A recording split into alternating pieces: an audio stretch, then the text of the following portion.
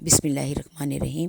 حضرت ابو ہریرہ سے روایت ہے کہ رسول اکرم صلی اللہ علیہ وسلم نے فرمایا، جس نے اپنی جان کو ہلاک کیا تو قیامت میں اس کو یہی عذاب دیا جائے گا کہ اپنی جان کو ہلاک کرتا رہے گا۔ پھر جس نے اپنی جان کو ہلاک کیا وہ اسی طرح دوزخ میں ہلاک کرتا رہے گا۔ جس نے اپنے آپ کو پہاڑ سے گرایا وہ پہاڑ سے گراتا جاتا رہے گا۔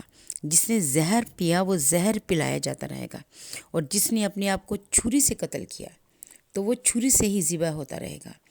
مطلب یہ ہے کہ جس فعل سے خودکشی کا وقوع ہوگا دوزخ میں اس کا فعل اس کے ساتھ استعمال ہوتا رہے گا۔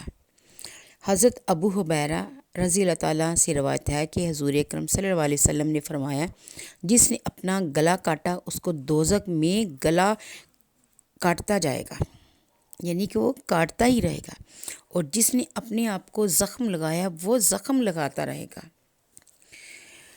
استغفار اللہ۔ اللہ تعالیٰ ہم پہ اپنا کرم کرے، اور جو لوگ حالات سے گھبرا کر خودکشی کر لیتے ہیں ان کو اللہ نیکی کی ہدایت دے۔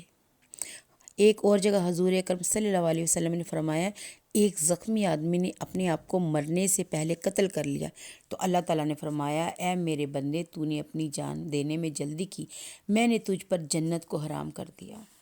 استغفار اللہ۔ قیامت کے دن اس پر سخت عذاب ہوگا۔ مسلمانوں پر لعنت ہے۔ اس کے قتل کے ہم پلہ ہے۔ کسی مسلمان پر کفر کی تہمت لگانا اور اس کو قتل کر دینے کے برابر ہے۔ جس نے اپنی جان کو کسی چیز سے ذبح کیا تو وہ قیامت کے دن اسی چیز سے ذبح کیا جاتا رہے گا۔ استغفر اللہ۔